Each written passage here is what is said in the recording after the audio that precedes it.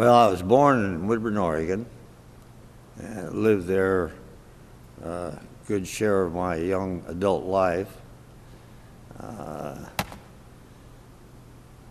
Went to school there, went to the University of Oregon, was in business in Woodburn for a good many years, was elected to the position of representative, representing the District of Marion County. That was in 1956 election, so my first session was in 1957. I served the 57, 1959, 1961, 1963 sessions as a representative. Well, I never really wanted to run for the legislature. It's rather a strange story. There was a gentleman a farmer, incidentally,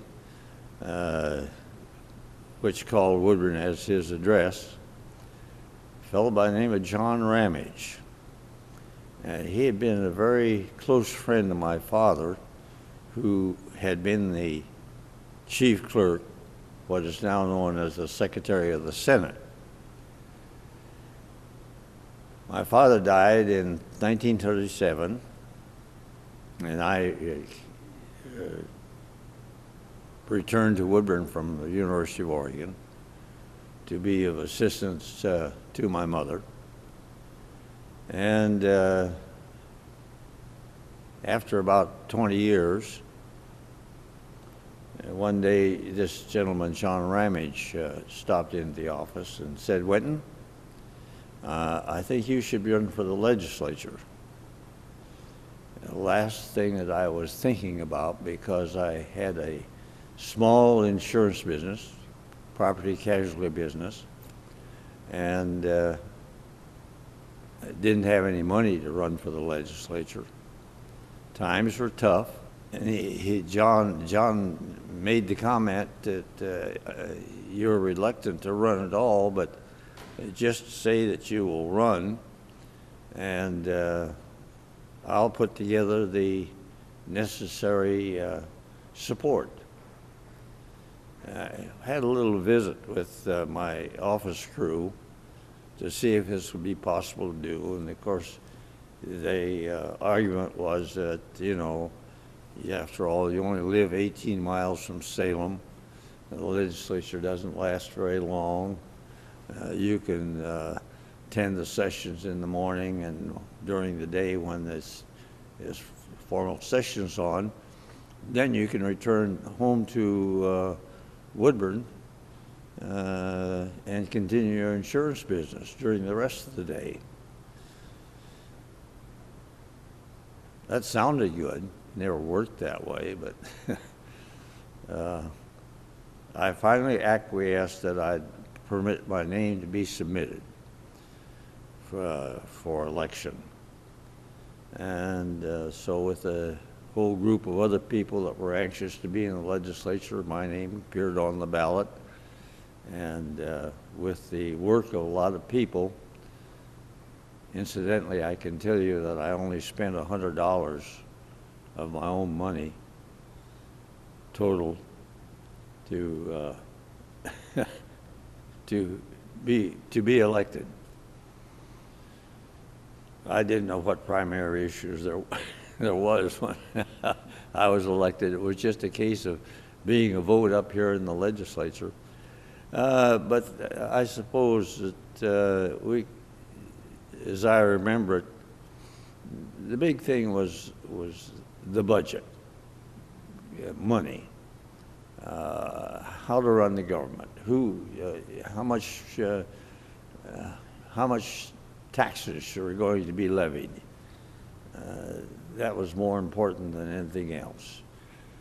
The economy, yes, but we hadn't thought too much about, from the state level, of doing much for the economy. Actually, legislature, when I first came here, we'd sit in a committee meeting, and there would be maybe just two people listening to the committee discussing a bill as to the merits of the bill, as to whether it should be passed out to the legislative body or whether it should be maybe just laid on the table. Only two people. The general public was not interested in what the legislature was doing. As a net result, we had very few people that ever attended a committee meeting and actually knew what was going on. So I can't say what the big problems were. It was what was finally was brought to us by business interests, by the farmers. Nobody ever thought of Senate Bill 100, the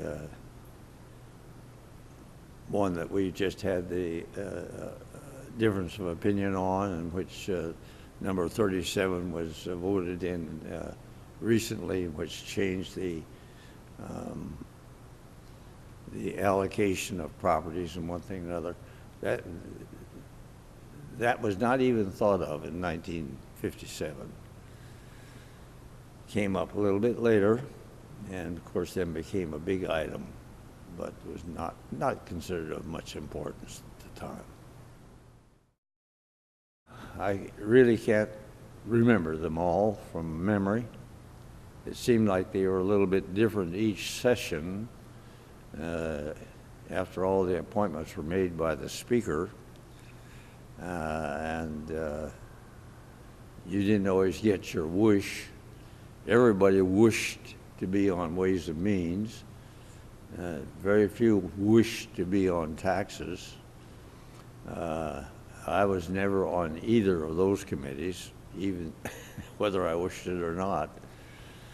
But they had committees like military affairs, and I happened to be on that committee because it didn't do anything. What military affairs does a state legislature have to work on? I was on some committees that dealt with social problems. I can't recall the names of the committee. I can remember that one lady that was always the chairman of that particular committee, Grace Peck,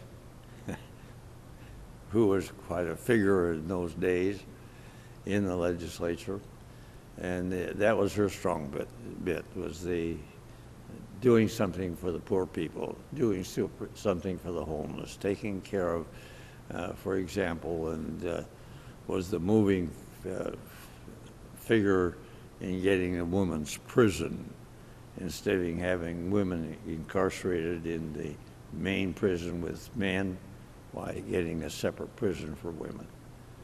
That was one of her big main ideas. I served on that committee. I really don't remember too much about the other committees. Too far back. I've been retired for 25 years. After all, there weren't too many women in prison, so they were not bad people. So after all, women didn't go to prison.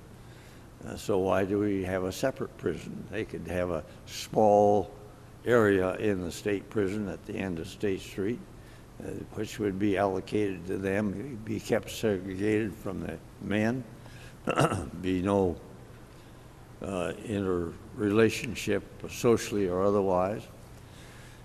So it was a hard sell. There's just not that many women criminals. We don't need to spend the money. So it was an issue. Coming from a little town of Woodburn, most of my clients were farmers, so I was very much interested in agriculture and what was happening to the farmers. Although there wasn't much, we had the agriculture department, financing that, having support for Oregon State University, which was a farm-related institution. My interests were just general. I was in business, and so I was interested in banking, interested in insurance, interested in those type of activities, and interested in what advantages there were for the young people. I had really no great special aims and ideas of changing the world. That was kind of interesting. In the 1964 election, I was defeated. At that time, in the 64 election, the Republican Party, of which had been the minority from 57 through to 65,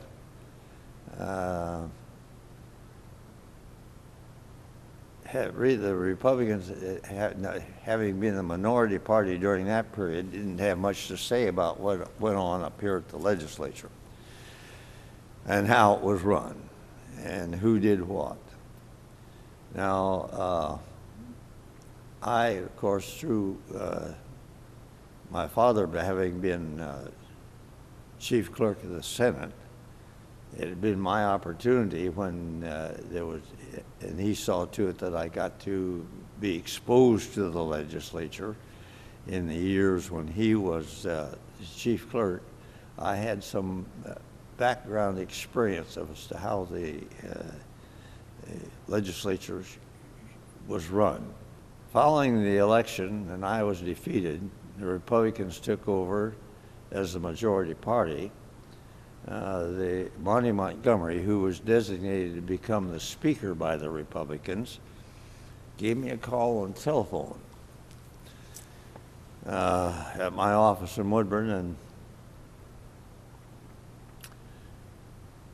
said that they'd had a caucus meeting of the members who were elected to the House, and but nobody knew how to get the legislature started. And come in January, they had to have somebody do something to get the thing organized, and that I seemed to have the best qualifications. I told Monty, I said, you know, I was defeated. I've got an insurance business to run. I really don't have time to do anything like that. He was rather persuasive and said, well, you know, would you just go up and take a look here before the first of the year and see what it's going to take to get this thing all put together? And I said, yes, I would. Acquiesced to that. I came up here, take a look, see if there was any records. Every file was cleaned out. Every drawer was cleaned. Just, I mean, the previous people who were running the legislature did a good job of cleaning it out. It so happened that a number of the girls that had been working on committees had secured positions in the state government and were on permanent employment. I checked out as where those girls were all located and visited with them and had a little chit-chat with what they did and what their job was and how they handled it, and found out that they even had some of the forms that were used that they had taken home with them, collected them, and I got a sample of those, sat down and figured out exactly how the front desk ran, what the counter clerk did, what the assistant chief clerk did, what the reading clerk did, what the chief clerk did, what happened on the first day of the session, who said what, who dropped the gavel, who made what motions were made, when the rules were established and what the rules were. And I assembled that all in its proper form and made it ready, available, and they asked that I continue on and make sure that the opening session, that everything was had their script in hand so that they knew what to do. So I said, okay, I'll stay on and do that for you. Got them started, got the first day all through, the new speaker in, all the changes made, committees appointed, and people all seated. And I went to Montgomery and said, well, now I've got you here for the first day. And he said, well, will you stay on for another week? And I said, well, yes, I'll get you through the first week. And as an acting chief clerk. And a month went by, and I'm still doing the acting chief clerk's work. And I told Bonnie, I said, now look, the agreement was that you people would find a person and I would train them to be the chief clerk. And a month has gone by, and you haven't done anything about it. And he said, well, could you just stay on for just a little while longer? We'll make up our mind. Well, the net result of that was that I was the longest serving temporary chief clerk in the state of Oregon, because I lasted until 1982. I can't tell you much. He was first elected to the position of calendar clerk in the Senate back in 1907. In those days, and up until, quite recently, in fact, into the 50s, why the desk personnel, the sergeant at arms, assistant sergeant at arms, both in the House and the Senate, were elected by the members, actual election. Later, that was done away with, and the only officer that was elected was the chief clerk of the House and the secretary of the Senate. Well, my dad was elected as calendar clerk in 1907. He was a desk officer, and I think as from calendar clerk to assistant chief clerk, and then in 1922 was elected chief clerk of the Senate. He was in that position continuously until 1937, and he happened to die during the session of 1937, which caused a little bit of a problem for the legislature, temporarily at least. So that was basically his history, and about as much as I can tell, because I was only up here occasionally in the legislature, and I really didn't know, except that when a member introduced a bill, he actually handed the bill to the chief clerk, provided that by rule that that's what he would do, and so that's what I knew. That's what the chief clerk did. He received the bills for introduction and for first reading and processing.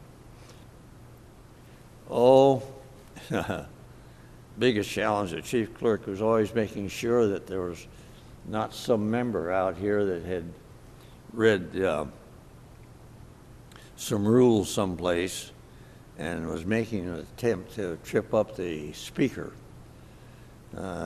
This is always a great trick that the minority party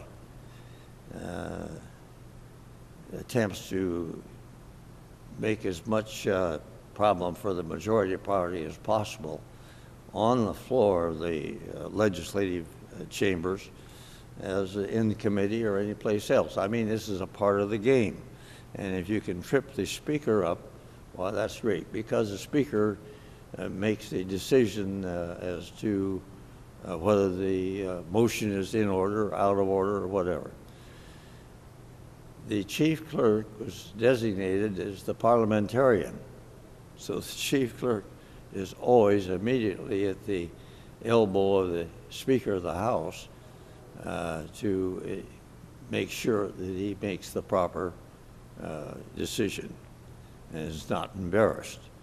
Now, that's one of the biggest challenges for the chief clerk. It's the one that, if you're aware of what the chief clerk is doing, is that he's standing up there right close to where he can whisper or in a very low voice tell him, hey, this is not the way you go. Do it this other way, and this is the motion you make. The members of the House don't pay too much attention to the rules. Somebody has to be the person that actually makes the final decision. That's one of the things that the chief clerk does. And there's always somebody out there who's trying to shoot him down. It's quite a game. Other than that, just making sure that everything at the desk is done properly. Everybody is doing their work properly. And also, he is the person, incidentally, or she, is the person who finally signs off on the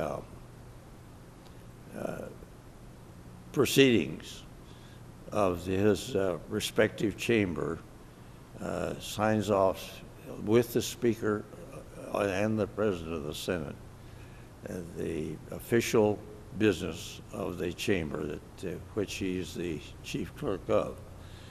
To do that, he has to be able to look at the records and make sure that every motion has been made correctly, that it is constitutional, that the record as it goes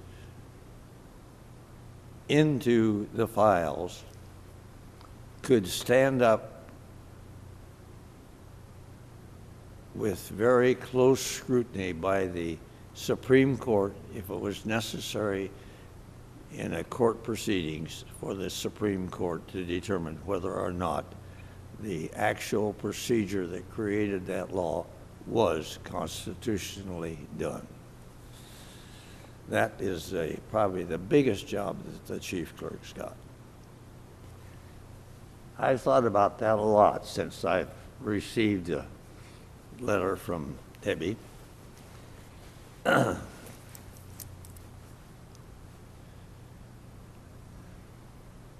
I suppose that personally, there was two people that I, in all my experience in relation to my relationship with the legislature, state government, was probably a fellow from Klamath Falls, Harry Boyven. Harry Boyven came to the legislature back in about 1937, maybe 35, I can't remember exactly. He was an attorney in Klamath Falls. He was elected as the Speaker of the House. In fact, the House had a terrible time back in the 30s. This was during the Roosevelt days, of course. They could not come to an agreement, and young Boyven from Klamath Falls, they finally settled on him. He was a freshman, and they made him the Speaker because the rest of them couldn't get along, so they went and selected this young fellow. Harry Boyven served in the legislature, was in until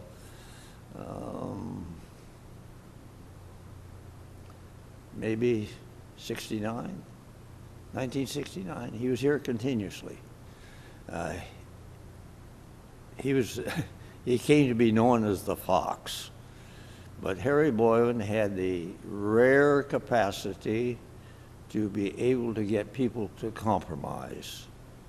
He was president of the Senate at one time, but I always admired Harry because he was a Democrat. I was a Republican, but I always thought that he was one of the best that I had ever had the chance to be around, who could compromise and could get other people to come to compromise. Another person that I had a great deal of admiration for was Harry Belton from Canby, was a senator, a Republican, a very fine person, very honest, qualities, very best. I always admired Belton. He finally became, I think he was state treasurer finally, as I recall. Ran for governor, never was successful. Those two people stand out in my mind as the two people that I remember the most. A lot of very outstanding people in state government, but I don't give them too much credit. Oh, I can remember when the final day of one session, the Speaker of the House fell off the rostrum because he had too much whiskey. I can remember another occasion when they had to call the House, and one of the representatives had imbibed a little too much. His name was called. He managed to get his foot into his wastebasket and fell over. Created quite a to-do. It was right in here someplace too, not too far away, as I recall. Little instances like that. Probably the only occasion that you'll find it, it's in the official journals of the House of Representatives, and it was on the opening day to a 1965 session. My name came up for election as chief clerk, and this one representative, a lady, explained her vote of no, and said that Mr. Hunt is personally, what was her exact? I was personally repugnant. That was it to her. And that's written right into the procedures of the House. You'll find it in print if you look at that particular 1965 session. And that was the cause. In 1963, when I was a member of the House, I'd been a little bit obstreperous as to her conduct, and called her into up a little bit short, and in fact, she went and broke down and cried. I felt badly about that, but she got even the next session. They've gone downhill in a big way. You know, people who came to the legislature, they might have had some kind of a program to put across, but by and large, as I remember, certainly in my case, I came to the legislature in fact, I went and broke down and cried when I came to the legislature the first time as a representative, to think that I would be one of a group of 90 people that were going to pass laws or create conditions that would affect other people, and that it was a great honor just to be a member of the legislature, just as it would be a great honor to be a governor, a great honor to be Secretary of State, a great honor to be a state treasurer. You're elected by the people with just the honor of being able to serve them. Nowadays, it seems that everybody that comes to the legislature, at least,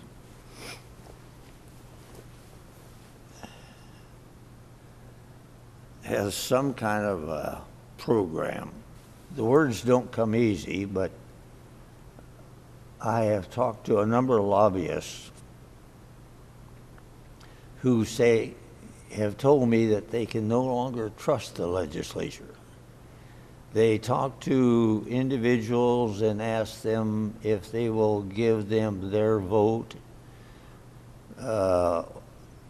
either yes or no, whichever way it might be, for a certain piece of legislation that lobbyist is interested in. The member will say, yes, oh yeah, I'll vote for you, no question about it.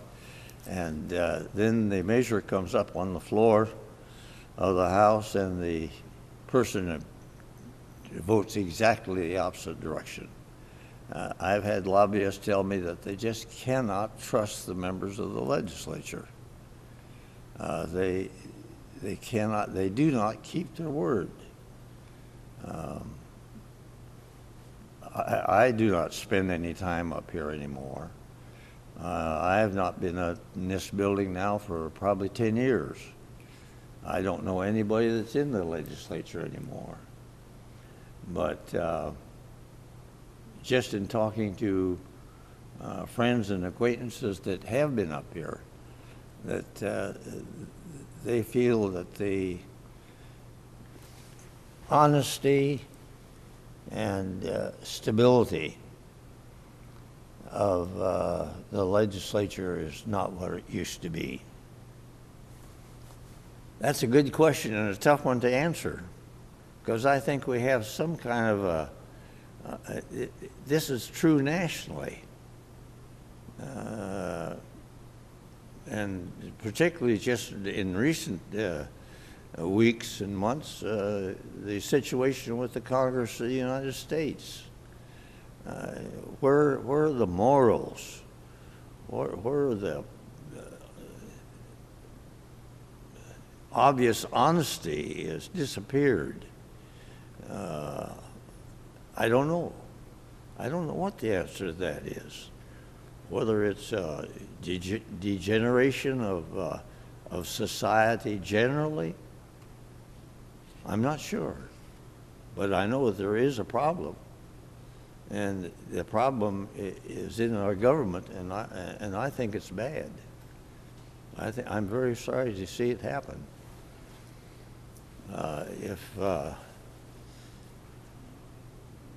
If the people who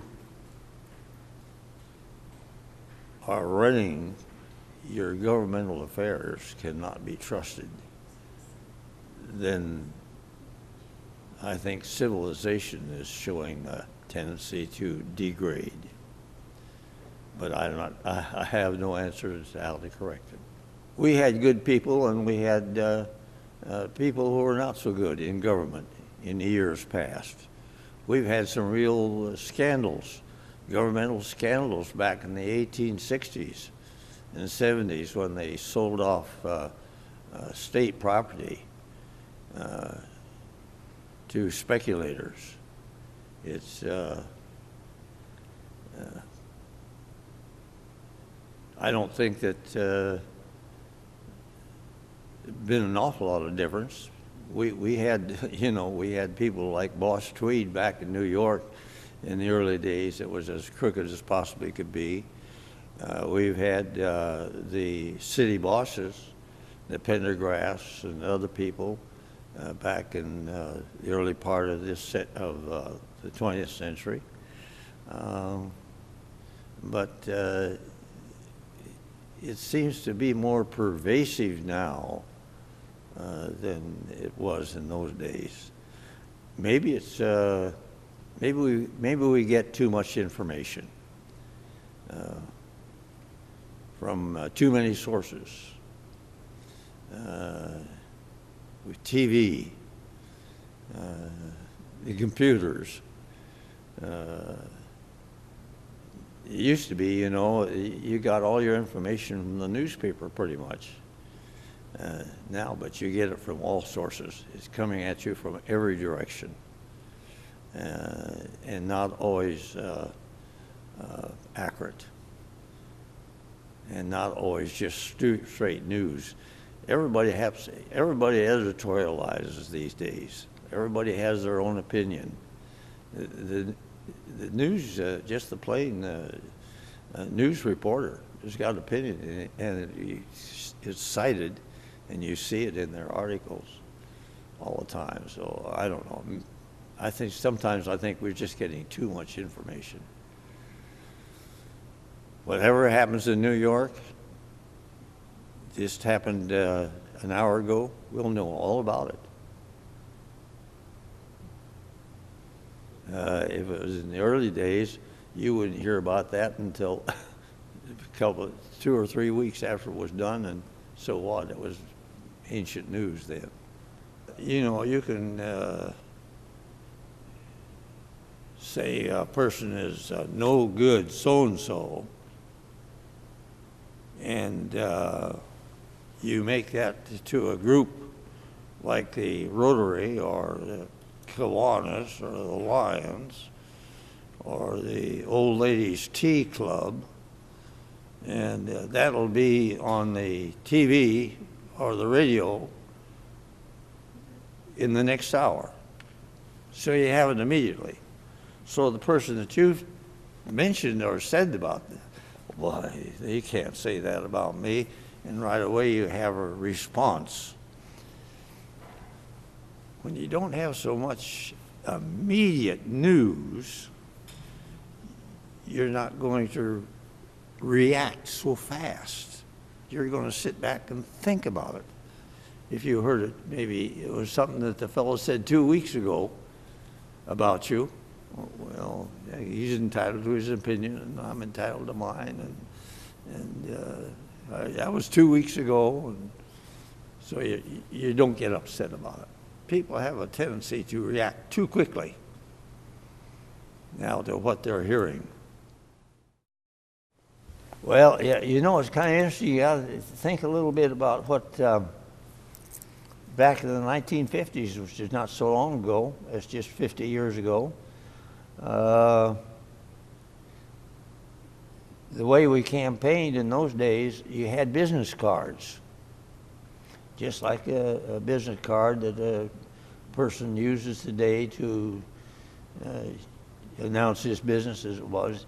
You have the little cards made up, about 3 inches by an inch and a half. Put your name on it. Maybe you get your picture on it. And the fact that you were a good guy and running for the legislature and like to have their vote, and you'd stand on the street corner and pass those out to people. You know, you'd say, gee, that's kind of a strange thing to do. Well, that was the way you, that's the way you electioneered in those days. You handed everybody your card. You know, here's my card. I'm running for the legislature. I'd like to have your vote. I'm Mr. Hunt. This is my picture here on the card. And you got buy those. You get those printed by the thousands, and stand in the corner, down the street. I'd come into Salem, stand down the corner in the street, hand my card out like that. That's where all my money went, was in the calling cards, if you call them that sort of thing, business cards. And occasionally you get a little sign made about, maybe about 8.5 by 11 with your picture on it, where you can post it up here and there, or get somebody to put it in their window. They liked you real well, and they wanted to be a part of your campaign, so you have a little picture for them and vote for so-and-so. That was it. No TV, no radio. Didn't bother. Well, that was foolish to be electioneering over the radio. People would listen to that at night for Jack Benny or something else, but not for voting. So Today, you do it a little bit differently. So I didn't have to spend much money. We're more remote now. If we meet with people, we like to meet with them in a crowd where we can stand up and expound our thoughts and our ideas and our beliefs and so on. Of course, people, when you were just down on the street corner passing out a card, most people were in a hurry going someplace else, and they didn't particularly want to talk to you anyhow. But the fact that you were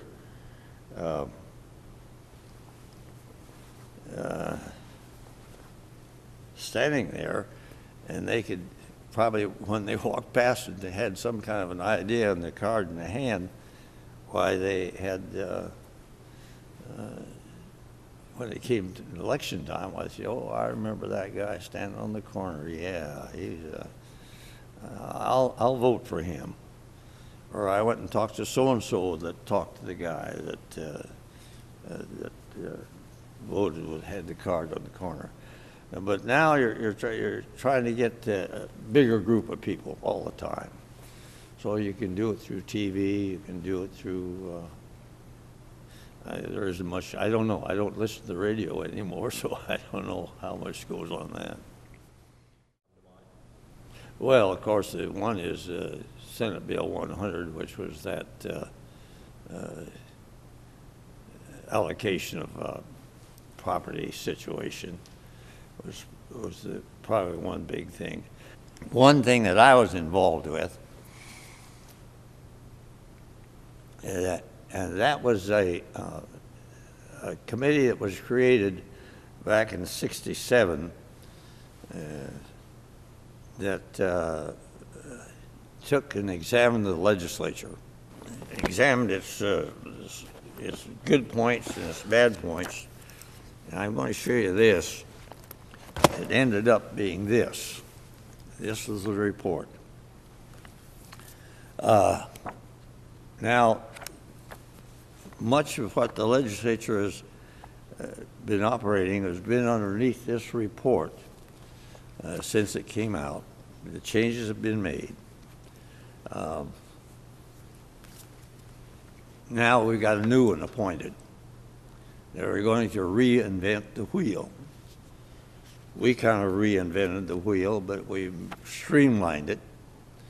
And it's all in this little deal here. We went and made out several thousand copies of this, distributed them widely, nationally. In fact, it became quite an item nationally. There's supposed to be plenty of copies in the archives. But I've understood that the archives have decided there was a lot of this old stuff they didn't need anymore, so they threw it out. Every member of the legislature got one of these, but this business of reports by interim committees are handed to the new legislature when it comes in, and nobody ever reads them, particularly the legislators. They're too busy doing something else. So, but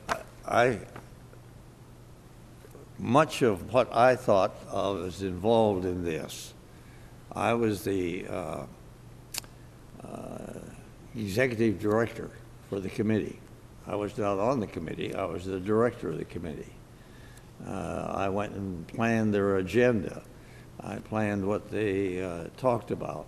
I planned what the different points that should be brought up, what the different problems were in other legislatures, brought it to their attention. In fact, I wrote this whole manual, as it were. I felt that this was one of my biggest contributions that I made to the state of Oregon and to the legislature. I don't know what's ever happened to it, but I have one copy, and that's it. Bills were drafted and everything else, and they're a part of this report. And some of them they did not endorse, which is, well, the way it should be, but much of it did. Such as building the wings. That was an item of considerable contention in the legislature. Should the legislature appropriate money to improve their office quarters? You see, at one time, the desk was it. This was it. This was your office, was this desk. And this is where you kept your papers. There was no files, no file cabinets. There was nothing. And the legislature fought with that and fought with that. And it was, they had a terrible time of coming to the grips with the fact that they should spend the money to improve the Capitol building. This put it across. And as a net result, the wings that we now have on each end of the building were as a result of this committee insisting that it be done. That is about it. It's hard to think that this legislature existed with 3 phones in that area and 3 phones in that area. And that was the only phone that for 60 people, there was no phones out in the lobby area, nothing like that. 6 phones for 60 people to conduct business. No offices, no file cabinets. Your secretary sat right next to you. You didn't even have a microphone. Microphone was I had a microphone about every 8 desks, something like that. So the fact that we even got a microphone on everybody's desk, that was a big deal. The fact we got a voting system in was another big deal, and I had much to do with that. Actually, Dick Hyman, Speaker of the House in the 73 session, he and I got together on this situation. He thought that we should have a system, electronic system, and he took it up with his caucus, and he got his caucus to go along with the idea that we should try and get it done. He came to me and he asked me to work out the program, get it in writing so that we could sell the idea, which I did. Figured out how many minutes it took on a roll call, oral roll call, how long it took then to check that roll call out and make it valid on the front desk. And that did that so many times a day, and it did that so many times during a session. So that was so many hours that the session could have been productive instead of. So we just had to have this system. That's all there was to it. So that we sold it. Sold it to the members on that basis, and then we put it together. It was not controversial in the House, but it was in the Senate. Senate doesn't, I don't know what the Senate has, whether they ever went for it or not, but they felt that they were the patricians of legislation, and they didn't really need anything like that. You know, it's fine, that's what's, but as far as the House is concerned, there never was any real, the only real contention was, can we afford it? It's always been, can we afford it? Can we afford it? You know, Oregon lives on a Cadillac budget with a Ford income. I just say, look, be honest, be fair, do the best that you can, and be true to yourself. Well, I worked with the committee on that. That was a difficult thing. There was, that really got started by a fellow who had done much traveling. He was locally here in Salem. I'm trying to remember his name right. I can't recall it right offhand. But he agitated enough to bring it to the interest of some people in the legislature. Paul Hanneman, from over on the coast, was really the motivator, I think, at the legislative level. The industry, glass industry, bottle industry, the beer manufacturers, the brewers, the soft drink people were all opposed to it. They, without any deviation, they were all opposed. The people in the union, the glass union, people who were in the unions making glass bottles were for it. They appeared before the committee for that measure.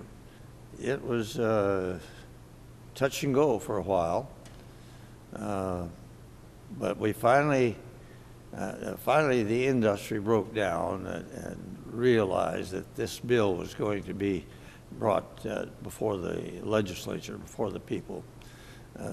Nothing much that they could do about it. They could spend a lot of money, but they were not going to avoid it being brought up for contest. I tell you, the fact that there's a tab on the top of cans now happened because that was insisted upon by the committee that was promoting the bill, that they had to have the tabs on the top, but they didn't throw them away. They had to stay fastened to the can because Paul Hanneman from over at the coast remarked about how his children walking on the beaches were getting their feet cut with these little tabs that came off the cans. So they had to make the tab to stay fastened to the can. That was one of the results from that committee, that tab that stays with the can is not thrown down. And that came about because Paul Hanneman's kids had cut feet walking on the beach. Since we didn't have offices, we had to have a place to put our hats and coats. Speaker's office was just over there, and not on the corner, but right next to the corner. There was always that space in the corner, and then the Speaker's office. They had toilet facilities back there, and then there was a large room where they had lockers in which you hung your hat and coat, an umbrella, and whatever. The lobbyists would, whenever they found out that, that maybe a spot of whiskey was your desire, why they'd always drop a bottle in your locker, if they find out, which is your locker, Winton, it was number so-and-so, okay. And you'd happen to notice the next time you went back that there was a bottle of whiskey there in your locker. That was the method. And of course, the House Lounge was up on the top floor. The elevator only went to the third floor. The back elevator only went to the third floor, from the basement to the third floor. Then you had to walk up the stairs to the fourth floor. So the reason you couldn't get that elevator up to the fourth floor is because the architect did not want any head houses on top of this building. He wanted the. I talked to him about that, why he had done that. Would upset the contour of his building. So they stopped the elevators at the 3rd floor and put the head house then on the 4th floor. Eventually, the legislature decided that we had to have the elevator go to the 4th floor.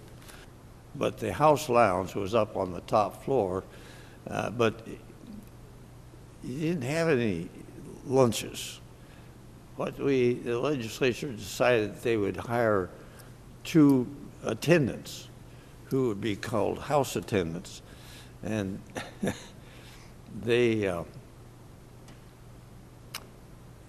was bathrooms or toilet area up on the 4th floor, so they went and used that as kind of a kitchen, and they would make coffee in the toilet area, and they make sandwiches, and that's how we had our food.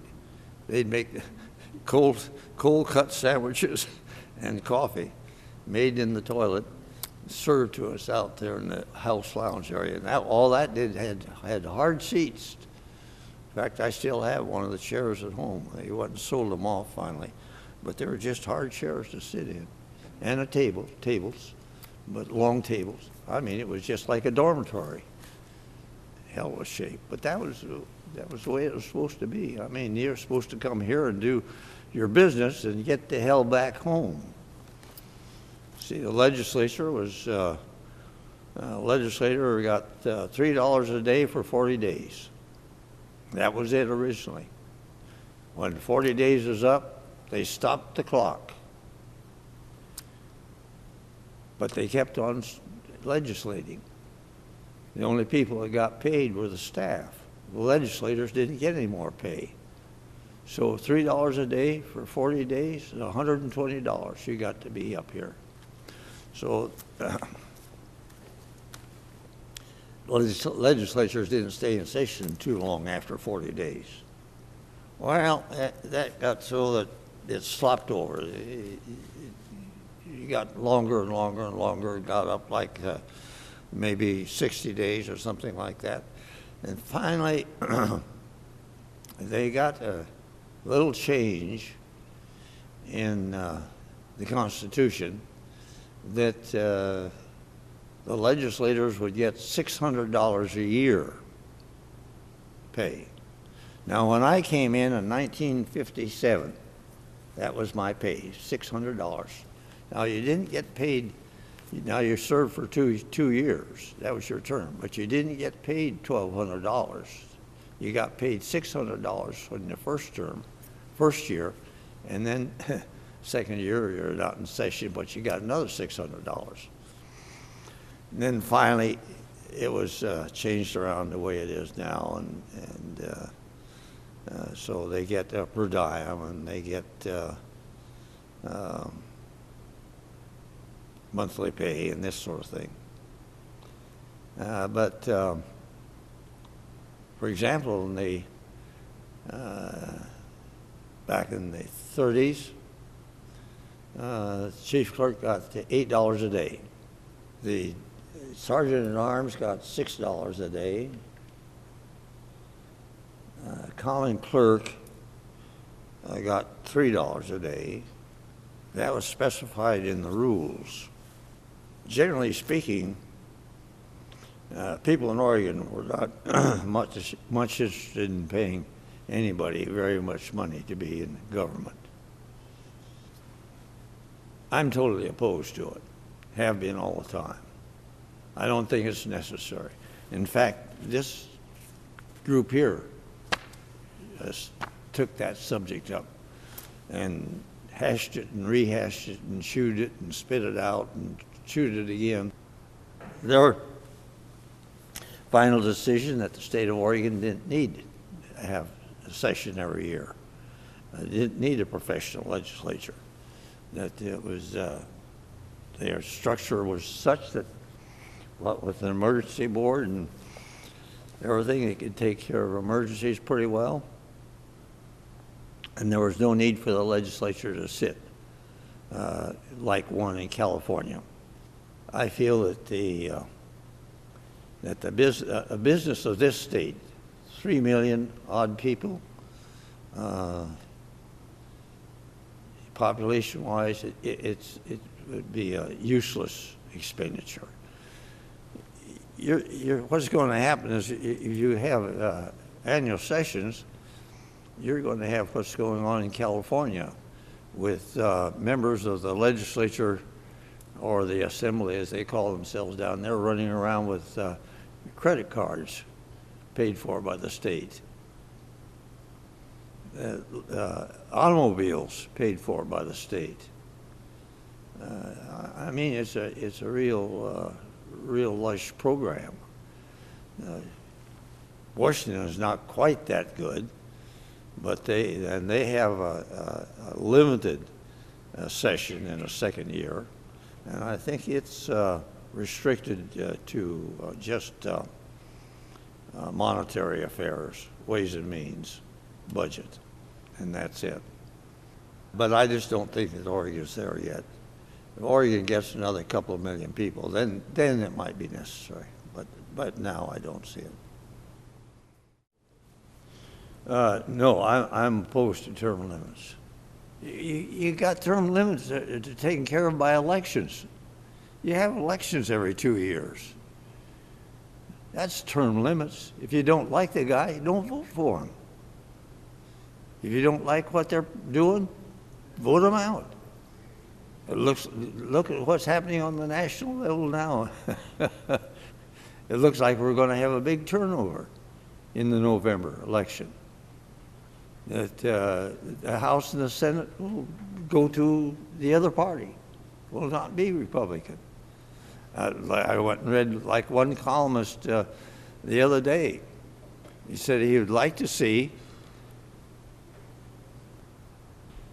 the Democrats take the House, National House of Congress by one vote and the Senate by one vote. That would give them the power to run, but with one vote, it doesn't give them much leverage. Now, this columnist is, I read him a lot. He's got his head screwed on right, and I had to kind of agree with him. But I can't see term limits are no good. Term limits gives the third house too much leverage. For example, you will find that the House of Representatives loses about 1/3 of itself each election. Now, House of Representatives every 2 years, senators are every 4 years. The Senate will not change that much, but the House almost invariably and historically, there will be 20 people that will not be back. Very, very few people last for a very long time. There was a senator, Democrat, came from Baker County by the name of Strayer, Senator Strayer. He was, for several sessions, was the only Democrat in the Senate. But he was continuously elected. I think he was elected for about 30 years to the Senate, and was for several years was the only Democrat that was there. But he came back. But you call that longevity? How much power did he have? I think he had a lot of influence. Even though he was only one vote, everybody respected his integrity and his intelligence and his experience. Now, you take the House of Representatives. There's a fellow by the name of Henry Seaman, came from Klamath Falls. Henry was a Democrat. And that was at a time when most of the House was Republican. But the House of Representatives, the Republicans, made Henry Seaman the chairman of the Ways and Means Committee, the most powerful committee in the House, in the legislature. They made him chairman. And they did it, and he ran it as chairman. Now, I'm telling you, he was not a rubber stamp chairman. I knew Harry, or Henry, a wonderful man. And the reason that he had that position is because of what the rest of the body thought about him as an individual. In both those cases, Strayer and Seaman, integrity, honesty, their ability, put them what I consider to be at the top of their deal. I got to tell you one other little story. Up at the front, back of the second row, I can't remember, it made me think about it, was thinking of Klamath Falls. In the 1956 election, which was a big turnover, and the Democrats took over the House of Representatives and split 50-50 with the Senate. A young fellow from Klamath Falls who was, I think he was a bag boy for Safeway, but he was elected to the House. I can't recall his name. He was just a young fellow. And he came up here. He was as green as any grass as ever was. And I didn't know about this until later years, and it was told to me by the lobbyists. But this young fellow came up from Klamath Falls. The unions really sent him up here. And the night man, cleanup man in here, finally went and told one of the lobbyists about this young fellow that's sleeping on the floor of this house. And they checked it out, and this was this young fellow from Klamath Falls. He didn't have any money. He came up here, and he had no place to stay. He was eating the sandwiches out of the lounge. He was sleeping underneath of his desk here on the floor of the house. The lobbyists went and took up a little collection and went and got a room for him at the YMCA. And that's where he lived, the YMCA, through the beneficence of the Third House. I could give you the guy's name. I'd have to take a look at the record to see who it was, but he didn't come back, of course. He was not here for another session. He just plain couldn't afford it. He was just an enthusiastic young guy, I guess, that the labor unions down there in Klamath Falls were flexing their muscle and hadn't had a chance to flex it for a long time. And I'm going to tell you one thing about the legislature. You're never going to get rich. And I know of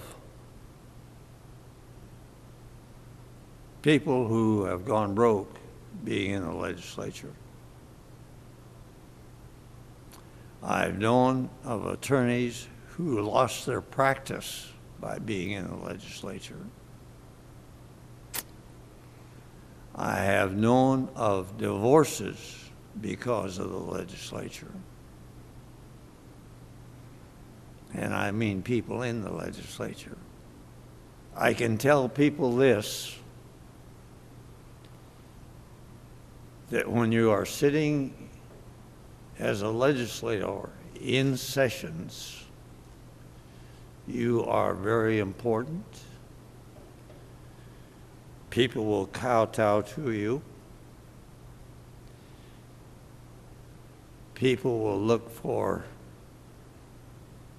even a smile from you. And then comes sine die. And sine die, you go back home. And all of a sudden, you're just an ordinary citizen. Nobody pays any attention to you anymore except your next door neighbor.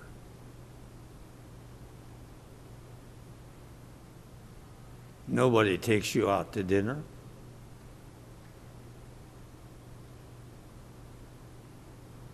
Nobody entertains you. Nobody really asks for your advice. Because all of a sudden you're no longer news media fodder. You are no longer quoted. You no longer are mentioned on the TV.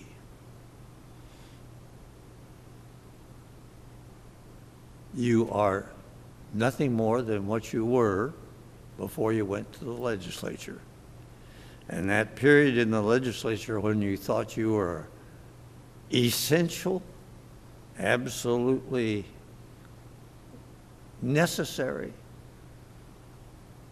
that they couldn't do without you, all of a sudden you find that they don't need you at all. I personally had an interesting little experience. After all, I'd gone through this business of entertainment and being entertained and enjoying this and that and the other. And then I became chief clerk. Oh, gee, I had all these friends, all these people that I associated with when I was in the legislature. They would call me on the phone and this sort of thing. And even during the interim, I arranged maybe a pheasant hunt or something of that kind. And after I became chief clerk, God, I wasn't going out to lunch anymore. I wasn't being entertained. And this one fellow is one of the lobbyists, a real good friend. I said, you know, Bill, I don't see you guys anymore. How come I never get to go to lunch? He says, Winton, you don't have a vote anymore. I tell you, I got right down off of my pedestal right away, quick. I found out what it was all about, just that fast, bingo. Because I had moved from being a legislator into being a chief clerk, and that wasn't much of a move as far as I was concerned. After all, Montgomery says, you run the House of Representatives, and I was running it, so God, I had to be important. But that one thing, I didn't have any vote.